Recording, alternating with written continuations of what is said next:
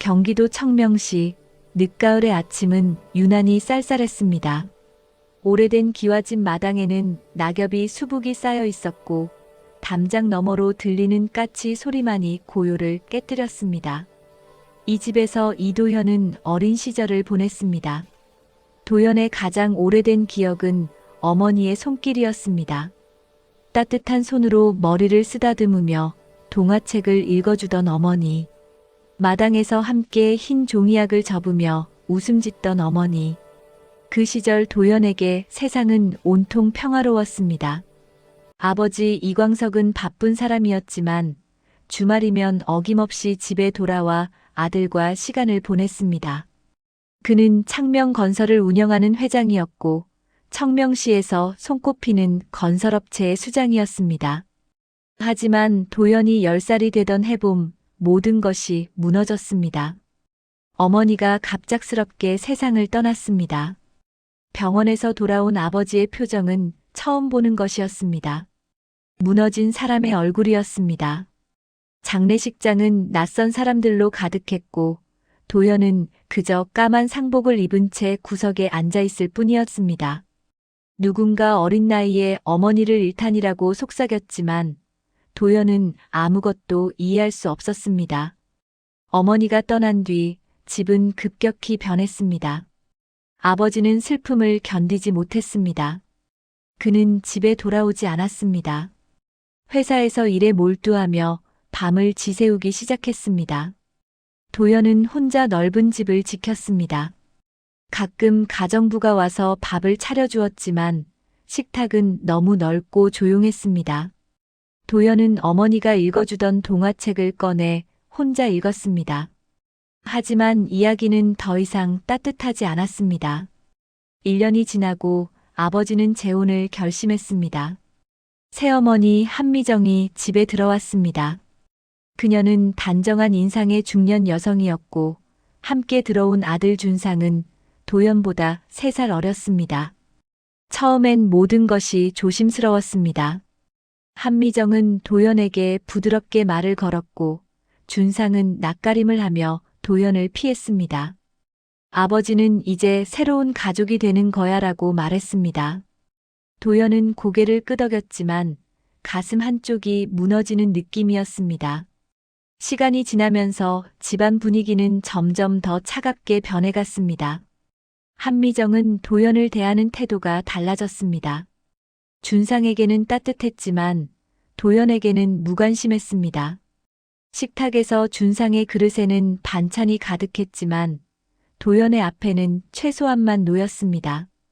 학교에서 상을 받아도 한미정은 그래라는 짧은 대답뿐이었습니다. 반면 준상이 시험에서 좋은 점수를 받으면 온 집안이 축제 분위기였습니다. 도연은 점점 말이 없어졌습니다. 학교에서 돌아오면 곧바로 자기 방으로 들어갔습니다. 책상 앞에 앉아 공부에 몰두했습니다. 공부만이 유일한 탈출구였습니다. 성적은 계속 올랐지만 아무도 그를 칭찬하지 않았습니다. 아버지는 여전히 집에 오지 않았고 한미정은 도연을 투명인간처럼 대했습니다. 도연이 중학교에 올라갈 무렵 준상이 결혼했습니다. 새댁 박소린이 집에 들어왔습니다. 그녀는 날카로운 인상의 젊은 여성이었고 한미정에게 극진히 잘 보였습니다. 소리는 도연을 처음 만났을 때부터 무시하는 태도를 보였습니다. 복도에서 마주쳐도 인사를 받지 않았고 식탁에서 도연이 말을 하면 노골적으로 시선을 돌렸습니다. 도연 오빠는 왜 맨날 방에만 박혀 있어요? 소린이 한미정에게 속삭이는 소리가 문틈으로 새어나왔습니다. 신경 쓰지 마. 원래 저래. 한미정의 대답은 차가웠습니다. 도연은 그 말을 듣고도 아무 반응을 보이지 않았습니다. 이미 마음의 문을 닫은 지 오래였습니다. 감정을 드러내는 것은 약점이 되었고 침묵은 그를 지키는 방패가 되었습니다. 고등학교 시절 도연은 더욱 성실하게 공부했습니다. 전교 1등을 유지했고 대학 진학을 준비했습니다. 아버지는 여전히 바쁜 사람이었지만 가끔 짧은 전화를 걸어왔습니다. 공부 열심히 해라는 한마디뿐이었습니다. 도연은 네라고 대답했지만 그 짧은 단어 속에 담긴 감정은 복잡했습니다. 서운함, 분노, 그리움이 뒤섞인 감정이었습니다. 19살이 되던 해, 도연은 서울의 대학에 합격했습니다. 집을 떠날 날이 다가왔습니다. 짐을 싸는 동안 한미정과 소리는 그를 거들떠보지도 않았습니다. 준상은 거실에서 TV를 보고 있었고 아버지는 역시 집에 없었습니다. 도연은 혼자 캐리어를 끌고 현관을 나섰습니다. 뒤를 돌아보지 않았습니다. 이 집에서의 시간은 이제 끝이었습니다. 기차 안에서 도연은 창밖을 바라보았습니다. 청명시의 풍경이 점점 멀어졌습니다. 가슴 한쪽이 텅 빈 것 같았지만 동시에 자유를 느꼈습니다. 이제 새로운 삶이 시작되는 것이었습니다. 하지만 도연은 알지 못했습니다. 자신이 떠난 그 집에서 자신의 이름이 지워지고 있다는 것을, 그리고 먼 훗날 진실이 그를 다시 그곳으로 이끌 것이라는 사실을. 서울의 봄은 청명시와 달랐습니다. 거리는 사람들로 붐볐고 건물들은 끝없이 높았습니다. 도연은 학교 근처 작은 고시원에 방을 잡았습니다. 창문으로 보이는 풍경은 다른 건물의 벽뿐이었지만 이곳은 온전히 그만의 공간이었습니다. 누구의 눈치도 보지 않아도 되는 곳이었습니다. 대학 생활은 새로웠습니다. 도시공학과에 입학한 도연은 도시재생 분야에 관심을 가지게 되었습니다. 낡은 동네를 되살리고 사람들이 함께 살아가는 공간을 만드는 일. 그 개념이 도연의 마음을 끌었습니다. 어쩌면 자신이 잃어버린 집의 의미를 되찾고 싶었는지도 몰랐습니다. 2학년이 되자 도연은 공공임대 연구소에서 인턴으로 일하기 시작했습니다. 월급은 적었지만 배우는 것은 많았습니다. 현장을 돌아다니며 주민들을 만났고 재개발 문제로 고민하는 사람들의 이야기를 들었습니다. 책에서 배운 이론과 현실은 달랐습니다. 하지만 그 간극을 메워가는 과정이 도연에게는 의미 있었습니다. 저녁에는 시민단체 활동도 했습니다. 주거권 문제를 다루는 모임이었습니다. 그곳에서 윤세아를 만났습니다. 세아는 도연과 같은 학교 도시재생과 학생이었고 활발하고 정의로운 성격의 소유자였습니다. 도연아, 너 진짜 성실하다. 매번 자료 정리 완벽하게 해오잖아. 세아가 웃으며 말했습니다. 그냥 해야 할 일이니까. 도연은 짧게 대답했습니다. 근데 너 집은 어디야? 명절 때도 안 내려간다며? 멀어서. 도연은 더 이상 말하지 않았습니다. 세아는 더 묻지 않았습니다. 그렇게 둘은 조용히 친구가 되어갔습니다. 경제적으로는 늘 빠듯했습니다. 도연은 학비를 스스로 벌어야 했습니다. 학자금 대출을 받고 편의점 야간 알바를 했습니다. 새벽까지 일하고 오전 수업에 가는 날이 많았습니다. 몸은 힘들었지만 이 모든 것이 자신의 선택이라는 사실이 도연을 지탱했습니다. 누구에게도 기대지 않는 삶. 그것이 도연이 원한 자유였습니다. 그러나 완전히 과거와 단절할 수는 없었습니다.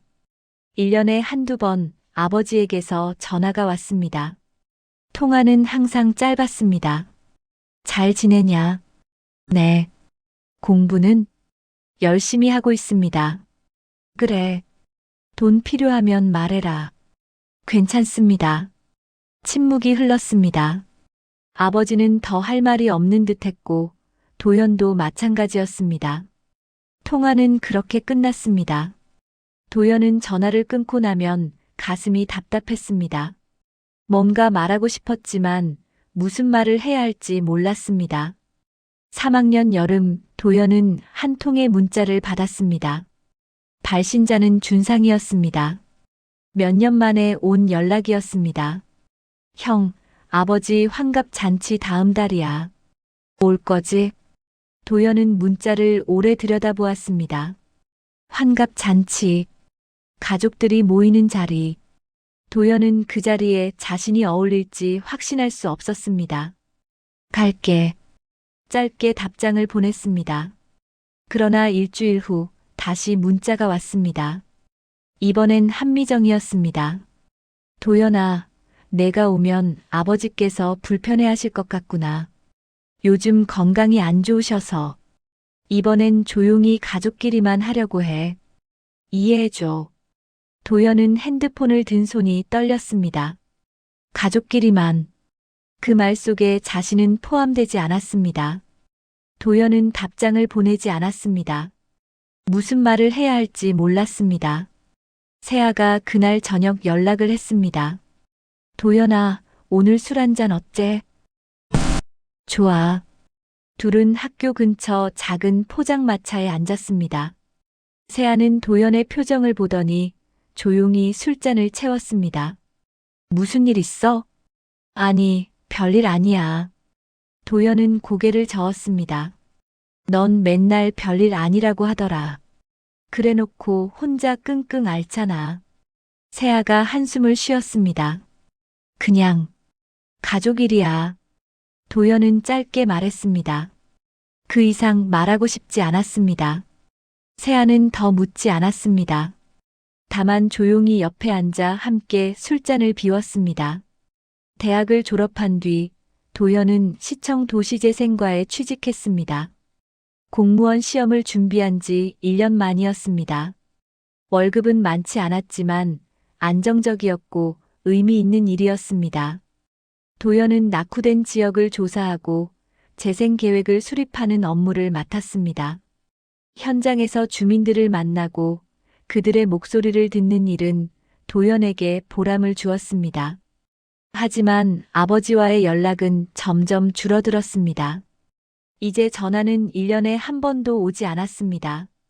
명절에도 초대받지 못했습니다. 도연은 혼자 원룸에서 떡국을 끓여 먹었습니다. 창밖으로 보이는 도시의 불빛들이 유난히 밝았습니다. 그 불빛 속 어딘가에 가족들이 모여 있을 것이라 생각하니 가슴이 텅 빈 것 같았습니다. 어느 날 우연히 창명건설 관련 기사를 보았습니다. 창명건설, 신규 아파트 분양 성공, 준상 전무사업 확장의 자신. 기사 속 사진에는 준상이 자신감 있는 표정으로 서 있었습니다. 한미정과 박소린도 함께였습니다. 하지만 아버지의 모습은 보이지 않았습니다. 도연은 기사를 끝까지 읽었습니다. 회사는 잘 돌아가는 듯 했습니다. 자신이 없어도 아무 문제가 없었습니다. 도연은 핸드폰을 내려놓았습니다. 그들에겐 내가 필요 없었던 거야. 그렇게 생각하니 조금 마음이 편해졌습니다. 더 이상 기대하지 않으면 실망할 일도 없었습니다. 그러나 마음 한구석에는 여전히 무언가가 남아 있었습니다. 서운함, 배신감, 그리고 설명할 수 없는 그리움. 아버지에 대한 감정은 복잡했습니다. 미워하고 싶었지만 완전히 미워할 수도 없었습니다. 어린 시절 함께 마당에서 놀던 기억이 가끔 떠올랐습니다. 아버지가 자신을 어깨에 태우고 집안을 걸어 다니던 날. 그때 아버지는 웃고 있었습니다. 그때가 진짜였을까? 아니면 지금이 진짜일까? 도연은 답을 찾을 수 없었습니다. 어느 가을 저녁, 도연은 퇴근길에 공원을 지나갔습니다. 벤치에 앉아 하늘을 올려다보았습니다. 노을이 붉게 물들어 있었습니다. 사람들은 각자의 방향으로 걸어갔고 도연은 홀로 앉아 있었습니다. 외롭지는 않았습니다. 이제 익숙한 감정이었습니다. 핸드폰이 울렸습니다. 낯선 번호였습니다. 도연은 받지 않으려다가 왠지 모를 불안감에 전화를 받았습니다. 여보세요. 도연 씨 맞으십니까? 낯선 남자의 목소리였습니다. 네, 그런데요. 저는 창명건설 비서실에 근무하는 김영우입니다. 혹시 회장님과 통화하신 지 오래되셨습니까?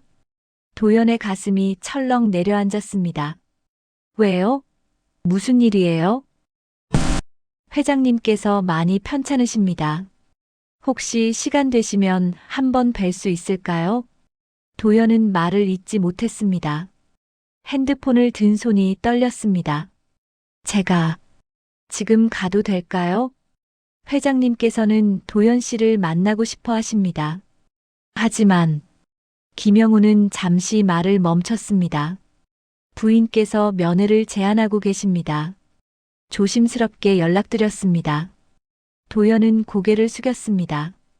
아버지가 아프다는 말이 머릿속을 맴돌았습니다. 그리고 여전히 자신은 차단되어 있다는 사실이 가슴을 짓눌렀습니다. 알겠습니다. 연락 감사합니다. 통화를 끊고 도연은 한참을 그 자리에 앉아 있었습니다. 아버지가 아프다. 만나고 싶어 한다. 하지만 갈 수 없다. 도연은 주먹을 쥐었습니다. 무엇을 해야 할지 알 수 없었습니다. 그저 무력감만이 밀려왔습니다. 그날 밤 도연은 잠들지 못했습니다. 창밖으로 비가 내리기 시작했습니다. 빗소리가 방 안을 가득 채웠습니다. 도연은 어둠 속에서 눈을 뜨고 천장을 바라보았습니다.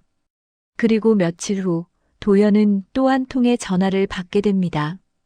이번에는 모든 것을 바꿔놓을 전화였습니다. 겨울이 왔습니다. 도연은 사무실에서 서류를 정리하고 있었습니다. 창밖으로 첫눈이 내리고 있었습니다. 핸드폰이 울렸습니다. 또 낯선 번호였습니다. 이번에는 받지 않을 수 없었습니다. 여보세요. 도연 씨, 김영우입니다. 목소리가 떨리고 있었습니다. 회장님께서 어제 새벽에 돌아가셨습니다. 도연은 아무 말도 할 수 없었습니다. 핸드폰을 든 손이 굳었습니다. 주변 소음이 멀어지는 것 같았습니다. 장례식은 청명시 세브란스 장례식장입니다. 부디 꼭 오십시오. 통화가 끊겼습니다. 도연은 한참을 그 자리에 서 있었습니다. 동료가 걱정스럽게 물었지만 도연은 대답하지 못했습니다. 그날 오후 도연은 조퇴를 내고 짐을 쌌습니다. 7년 만에 청명시로 돌아가는 길이었습니다. 기차 안은 조용했습니다. 창밖으로 눈발이 흩날렸습니다. 도연은 창에 기댄 채 눈을 감았습니다. 아버지의 얼굴이 떠올랐습니다. 마지막으로 본 모습은 언제였을까? 기억이 흐릿했습니다. 도연은 주먹을 쥐었습니다. 가슴이 무너지는 것 같았지만 눈물은 나오지 않았습니다. 청명시 역에 도착했을 때는 저녁이었습니다. 택시를 타고 장례식장으로 향했습니다. 익숙한 거리가 지나갔습니다. 하지만 모든 것이 낯설었습니다. 건물들은 더 높아졌고 간판들은 달라져 있었습니다. 도연은 창밖을 바라보며 생각했습니다. 자신이 떠난 사이 이곳도 변했구나. 장례식장 앞에 도착했습니다. 입구에는 이광석 회장이라는 현수막이 걸려 있었습니다. 사람들이 드나들고 있었습니다. 도연은 깊게 숨을 들이마시고 안으로 들어갔습니다. 조문객들이 가득했습니다. 대부분 낯선 얼굴이었습니다. 회사 관계자들인 듯 했습니다. 도연은 조용히 상주석 쪽으로 걸어갔습니다. 한미정이 상주로 앉아 있었습니다. 검은 상복을 입은 그녀는 여전히 단정한 모습이었습니다. 준상은 옆에 앉아 조문객들에게 절을 받고 있었습니다. 그 옆에 박소린도 있었습니다. 도연이 다가가자 한미정이 고개를 들었습니다. 도연이구나. 목소리는 차가웠습니다. 반가움은 전혀 없었습니다. 어머니, 아버지. 도연은 말을 잇지 못했습니다. 한미정은 고개를 끄덕였을 뿐 아무 말도 하지 않았습니다. 준상이 일어나 도연을 보았습니다. 형, 왔어? 응. 늦게 왔네. 어제 연락 안 받았어? 못 받았어. 거짓말이었습니다. 사실 도연에게는 장례 소식이 하루 늦게 전해졌습니다. 김영우가 몰래 연락한 것이었습니다. 공식적으로는 도연에게 연락이 가지 않았습니다. 박소린이 도연을 보더니 눈살을 찌푸렸습니다. 여기 올 자격이나 있나요? 낮지만 또렷한 목소리였습니다. 주변 사람들이 고개를 돌렸습니다. 도연은 소린을 바라보았습니다. 무슨 말이에요? 몇 년 동안 연락도 안 하고 아버님 아프실 때도 안 오더니 이제 와서 뭐 하러 왔냐고요. 소린의 말은 날카로웠습니다. 도연은 입술을 깨물었습니다. 아버지는 제 아버지예요. 겉으로만요. 진짜 자식이라면 옆에 있었겠죠. 한미정이 소린의 손을 잡았습니다. 그만해. 장례식장이야. 소리는 입을 다물었지만 눈빛은 여전히 차가웠습니다. 도연은 고개를 숙이고 영정 앞으로 갔습니다. 영정 사진 속 아버지는 웃고 있었습니다. 도연은 무릎을 꿇고 절을 올렸습니다. 고개를 숙인 채 오래 그 자리에 있었습니다. 무슨 말을 해야 할지 몰랐습니다. 미안하다는 말도 보고 싶었다는 말도 입 밖으로 나오지 않았습니다. 도연은 조용히 일어나 뒤로 물러났습니다. 그날 밤 도연은 장례식장 한쪽 의자에 앉아 있었습니다. 조문객들은 계속 드나들었지만 아무도 도연에게 말을 걸지 않았습니다. 준상은 회사 사람들과 이야기하느라 바빴고 한미정과 소리는 도연을 철저히 무시했습니다. 도연은 혼자였습니다. 익숙한 감정이었습니다. 새벽이 되어서야 조문객이 줄었습니다. 도연은 자판기 커피를 마시며 복도에 서 있었습니다. 김영우가 조용히 다가왔습니다. 도연 씨, 괜찮으십니까? 네. 회장님께서 마지막까지 도연 씨를 찾으셨습니다. 도연은 고개를 들었습니다. 진짜요? 네. 하지만 부인께서 면회를 막으셨습니다. 회장님께서 많이 괴로워하셨습니다. 김영우의 목소리가 떨렸습니다. 도연은 아무 말도 할 수 없었습니다. 장례식 마지막 날이었습니다. 발인 준비가 한창이었습니다. 조문객들이 모두 떠난 오후 한미정이 상주석에서 일어났습니다. 그녀는 준상과 소린을 불렀습니다. 그리고 도연도 손짓했습니다. 잠깐 모여라. 할 이야기가 있다. 작은 방으로 안내되었습니다. 변호사 한 명이 서류 가방을 들고 들어왔습니다. 한미정이 의자에 앉으며 말했습니다. 회장님의 유언장을 공개하겠습니다. 도연은 가슴이 뛰었습니다. 유언장. 아버지의 마지막 뜻. 변호사가 서류를 꺼냈습니다. 이광석 회장님의 유언에 따라 재산은 다음과 같이 분배됩니다. 변호사의 목소리가 차분하게 이어졌습니다. 창명건설 지분 전부는 준상 씨와 박소린 씨에게 공동 상속됩니다. 청명시 본가 부동산은 한미정 여사에게, 기타 예금과 주식은 준상 씨와 박소린 씨에게 균등 분배됩니다. 도연은 숨이 멎는 것 같았습니다. 이도현 씨에게는 별도 상속 내역이 없습니다. 방 안이 조용해졌습니다. 준상이 도연을 흘끔 보았습니다. 소리는 입꼬리를 올렸습니다. 한미정은 무표정했습니다. 뭔가 잘못된 거 아닌가요? 도연이 떨리는 목소리로 물었습니다. 이것이 공증된 유언장입니다. 회장님께서 작년에 작성하셨습니다. 변호사가 서류를 보여주었습니다. 아버지의 서명이 있었습니다. 도연은 서류를 멍하니 바라보았습니다. 도연아, 내가 떠난 건 내 선택이었잖니.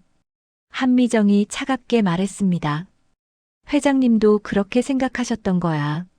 넌 이미 독립했고 우리와는 관계없이 살아왔잖아. 하지만 됐어. 이게 아버지의 뜻이야. 준상이 말을 끊었습니다. 도연은 준상을 보았습니다. 준상은 눈을 피했습니다. 회사는 저희가 잘 운영하겠습니다.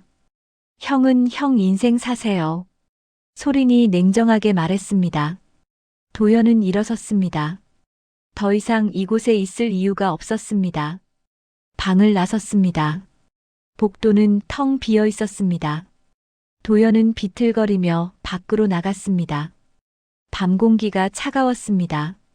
도연은 장례식장 주차장에 멈춰 섰습니다. 하늘을 올려다보았습니다. 별이 보이지 않았습니다. 가슴이 무너지는 것 같았습니다. 아버지는 끝까지 자신을 버렸습니다.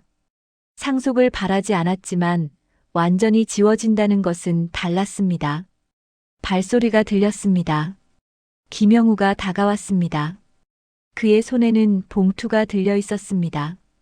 도현 씨. 네. 이걸 받으십시오. 김영우가 봉투를 건넸습니다. 도연은 받아들었습니다. 이게 뭔가요? 회장님께서 제게 맡기신 겁니다. 숨기라고 하셨습니다. 도연은 봉투를 열었습니다. 안에는 서류 몇 장이 들어 있었습니다. 첫 장을 펼쳤습니다. 유언장이라는 제목이 보였습니다. 도연의 손이 떨렸습니다. 이게 무슨 진짜 유언장입니다. 회장님께서 제게만 보관하라고 하셨습니다. 아무도 모릅니다. 김영우의 목소리가 진지했습니다. 제발 이걸 확인하십시오. 회장님의 진짜 뜻이 담겨 있습니다. 도연은 서류를 꼭 쥐었습니다. 가슴이 두근거렸습니다. 왜 이제 주시는 거예요? 회장님께서 말씀하셨습니다. 장례가 끝난 뒤에 주라고. 그래야 도현 씨가 진실을 알 수 있을 거라고. 김영우가 고개를 숙였습니다. 죄송합니다. 더 일찍 드렸어야 했는데. 아니에요. 감사합니다. 도연은 봉투를 가슴에 안았습니다. 그날 밤 도연은 근처 모텔에 방을 잡았습니다. 책상에 앉아 봉투의 내용물을 꺼냈습니다. 유언장, 편지, 그리고 USB 하나가 들어 있었습니다. 손이 떨렸습니다. 도연은 유언장을 펼쳤습니다. 첫 줄부터 숨이 막혔습니다. 사랑하는 아들 도연에게. 아버지의 필체였습니다. 도연은 천천히 읽기 시작했습니다. 그리고 모든 것이 뒤바뀌기 시작했습니다. 도연은 떨리는 손으로 유언장을 읽었습니다. 사랑하는 아들 도연에게. 이 글을 읽고 있다면 나는 이미 세상을 떠났을 것이다. 미안하다. 내가 가장 듣고 싶었을 말을 생전에 하지 못했다. 창명건설 운영권과 지분 60%, 그리고 청명시 본가를 포함한 모든 부동산을 너에게 상속한다. 준상과 소린에게는 일부 개인 자산만 남긴다. 도연아, 이것은 내가 받아야 할 것이다. 내가 원하든 원하지 않든. 도연은 글을 읽다가 멈췄습니다. 숨을 고르고 다시 읽었습니다. 믿기지 않았습니다. 다음 장에는 아버지의 편지가 있었습니다. 도연아, 너를 떠나보낸 날을 나는 평생 후회했다. 내 어머니가 떠난 뒤 나는 슬픔을 견디지 못했다. 일에 파묻혀 너를 외면했다. 그것이 내 첫 번째 잘못이었다. 미정과 재혼한 것은 두 번째 잘못이었다. 나는 그녀가 너를 진심으로 대할 거라 믿었다. 하지만 틀렸다. 그녀는 조금씩 너를 밀어냈고 나는 그것을 눈치채지 못했다. 아니, 외면했다. 내가 서울로 떠난 뒤 미정은 내게 말했다. 도연이가 아버지를 버렸다고. 전화도 받지 않고 집에도 오지 않는다고. 나는 그 말을 믿었다. 명절마다 초대장을 보냈지만 답이 없다고 했다. 나는 내가 나를 미워한다고 생각했다. 2년 전 우연히 진실을 알게 되었다. 형우가 조사해준 결과 초대장은 애초에 내게 전달되지 않았다. 미정이 가로막았다. 내가 보낸 편지도 송금도 모두 차단되었다. 나는 그제야 깨달았다. 내가 얼마나 큰 실수를 했는지. 도연아, 내가 나를 용서할 수 없다는 걸 안다. 하지만 이것만은 알아줘. 나는 단 한 번도 너를 버린 적이 없다. 다만 진실을 보지 못했을 뿐이다.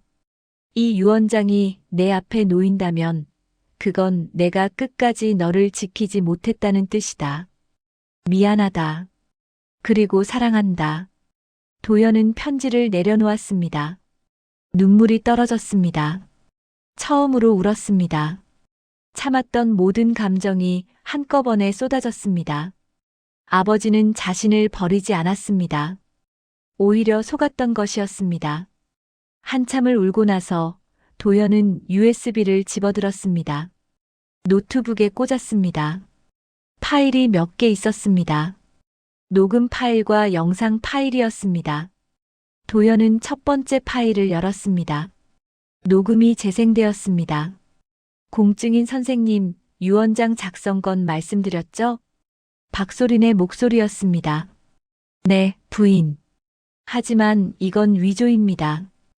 회장님 의사와 다릅니다. 그건 상관없어요. 돈은 2배로 드릴게요. 이도현을 상속에서 완전히 제외하세요. 알겠습니다. 도현은 숨이 막혔습니다. 소린이 유언장을 조작했습니다. 공증인까지 매수했습니다. 다음 파일을 열었습니다. 영상이었습니다. 한미정과 준상이 사무실에서 대화하고 있었습니다. 엄마, 아버지 상태가 안 좋아. 이제 얼마 안 남은 것 같아. 준상의 목소리가 불안해 보였습니다. 그럼 회사는 어떻게 하지? 도현이한테 넘어가면? 넘어가게 둘 순 없지. 소린이가 준비하고 있어. 유언장은 이미 바꿨어. 정말? 잘했네. 회사 넘기면 바로 매각하자. 아파트 개발 쪽이 돈이 더 돼. 그래, 창명건설 팔고 새로 시작하는 거야. 도연은 영상을 멈췄습니다. 손이 떨렸습니다. 분노보다 더 큰 감정은 배신감이었습니다. 그들은 아버지의 회사를 팔아넘길 계획이었습니다. 도연은 핸드폰을 집어들었습니다. 윤세아에게 전화를 걸었습니다. 새벽이었지만 세아는 받았습니다. 도현아, 무슨 일이야? 세아야, 도움이 필요해. 어디야? 지금 갈게. 1시간 후 세아가 모텔에 도착했습니다. 도연은 모든 자료를 보여주었습니다. 세아는 유언장을 읽고 녹음을 듣고 영상을 보았습니다. 표정이 점점 굳어졌습니다. 이건 완전히 사기잖아. 아버지를 속이고 나를 지웠어. 도연의 목소리가 떨렸습니다.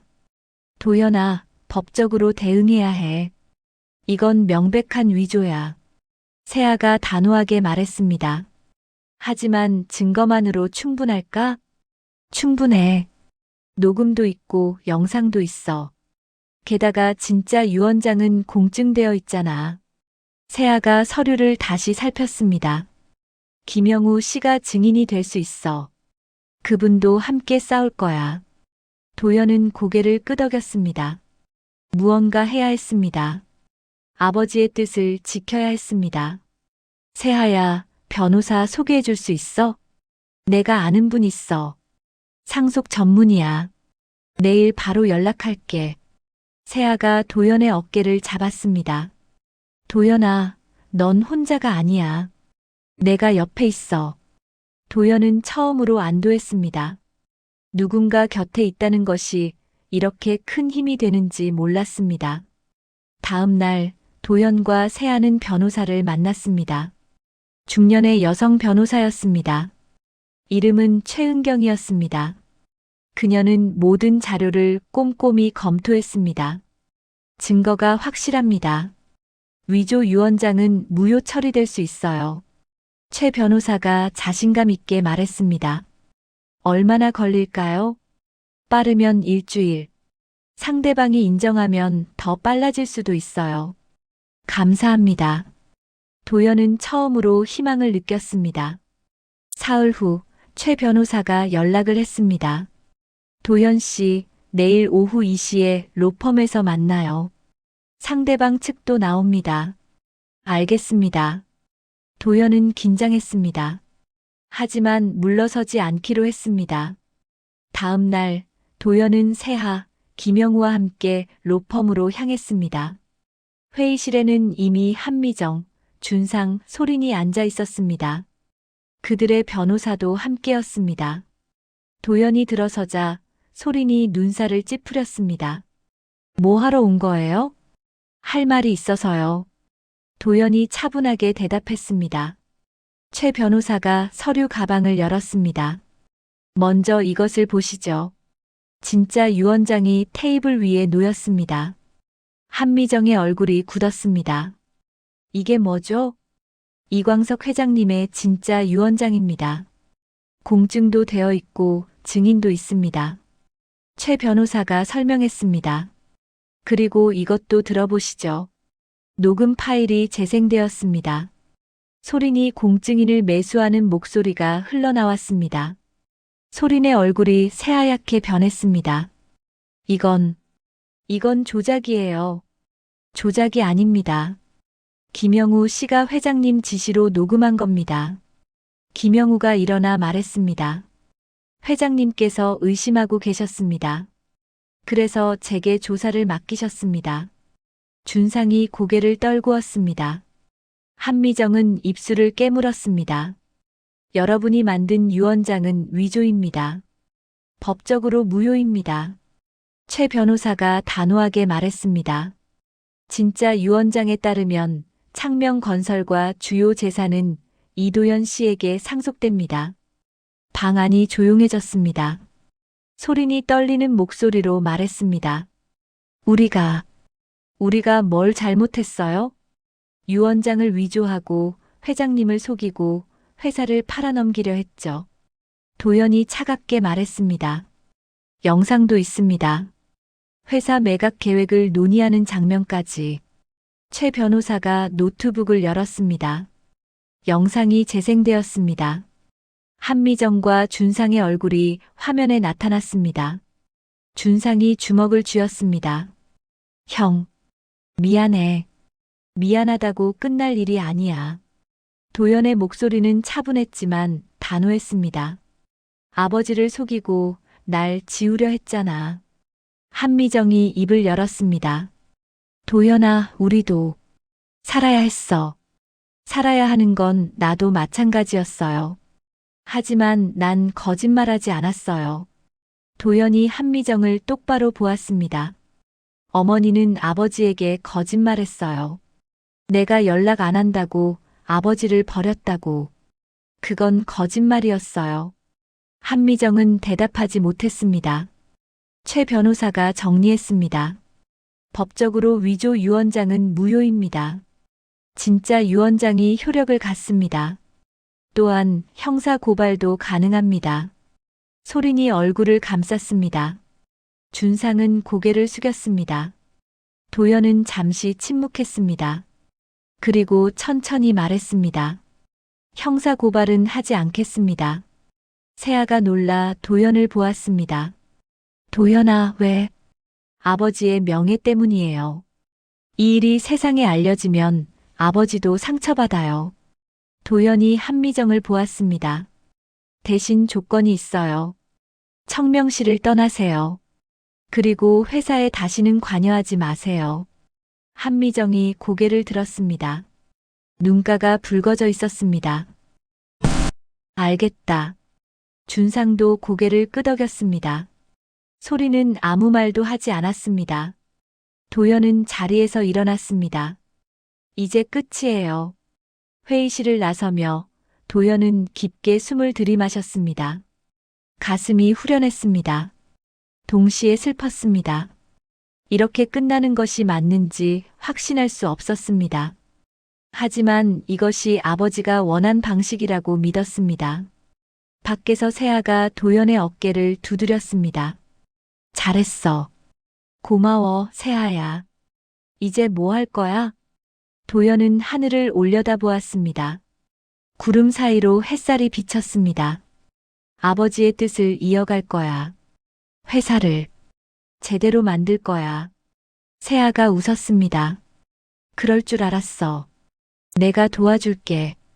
도연도 미소 지었습니다. 처음으로 미래가 보이는 것 같았습니다. 제시도 클로드는 실수를 할 수 있습니다. 응답을 반드시 다시 확인해 주세요. 봄이 왔습니다.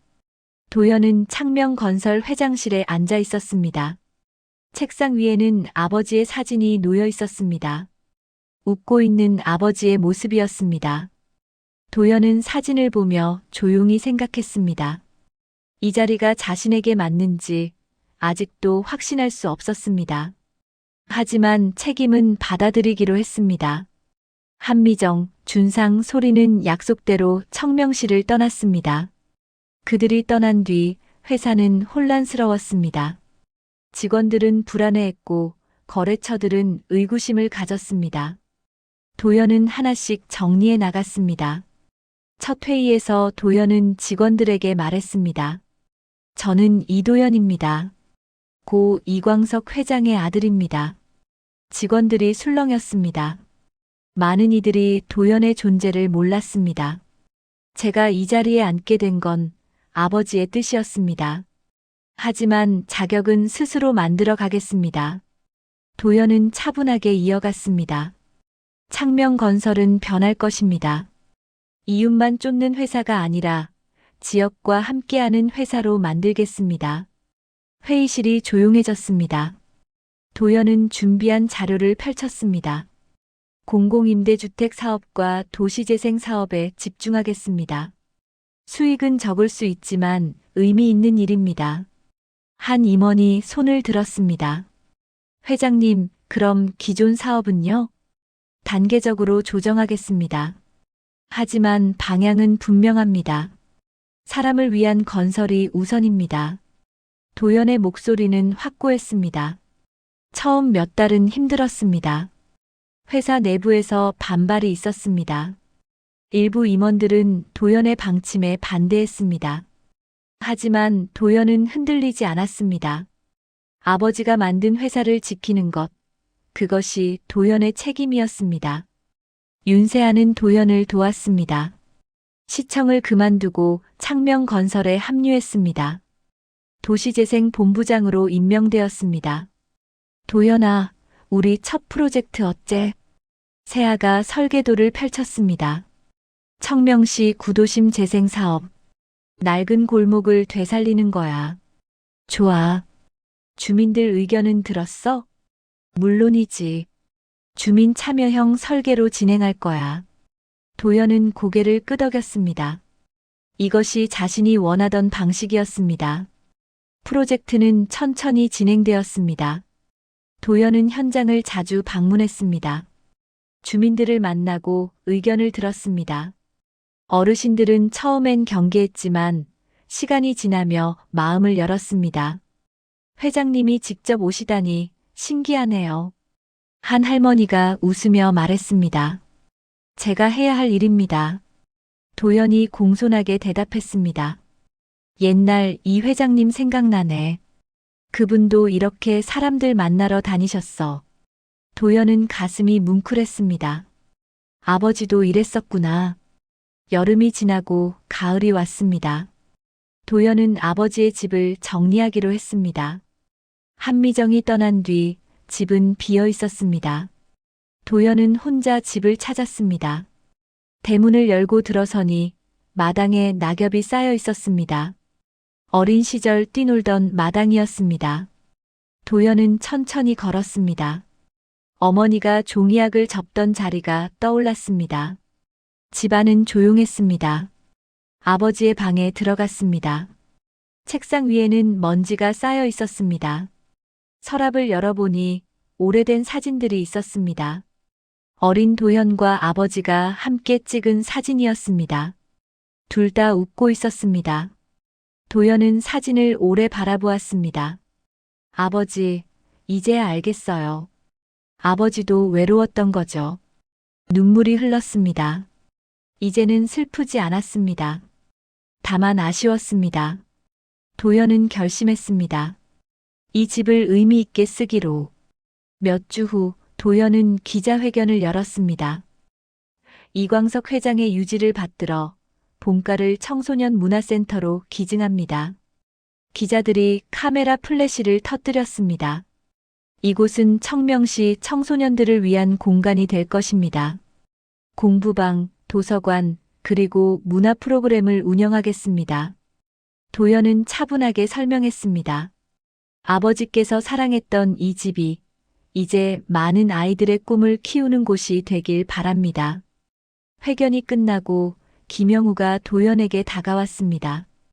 회장님께서 기뻐하실 겁니다. 감사합니다, 김 비서님. 아버지 곁을 지켜주셔서 제가 해야 할 일이었습니다. 김영우가 고개를 숙였습니다. 겨울이 다가왔습니다. 도연은 창명건설의 첫 공공임대 아파트 준공식에 참석했습니다. 입주민들이 모여 있었습니다. 아이들이 뛰어놀고 어른들은 웃으며 이야기를 나누었습니다. 도연아 봐. 저 사람들 표정. 세아가 웃으며 말했습니다. 행복해 보여. 그래. 우리가 한 거야. 도연도 미소 지었습니다. 이것이 자신이 원하던 것이었습니다. 준공식 후 도연은 회사로 돌아왔습니다. 책상에 앉아 창밖을 바라보았습니다. 청명시의 풍경이 펼쳐져 있었습니다. 변화하는 도시, 그 안에서 살아가는 사람들. 도연은 그 모습을 오래 보았습니다. 핸드폰이 울렸습니다. 낯선 번호였습니다. 여보세요. 형. 준상의 목소리였습니다. 도연은 놀랐습니다. 준상이? 미안해, 형. 정말 미안해. 목소리가 떨리고 있었습니다. 괜찮아. 도연은 잠시 망설이다 말했습니다. 잘 지내? 응. 엄마랑 소린이랑 작은 카페 차렸어. 서울에서. 그래. 잘 됐네. 침묵이 흘렀습니다. 형, 나중에 한번 만날 수 있을까? 그래. 언제든. 고마워, 형. 통화가 끊겼습니다.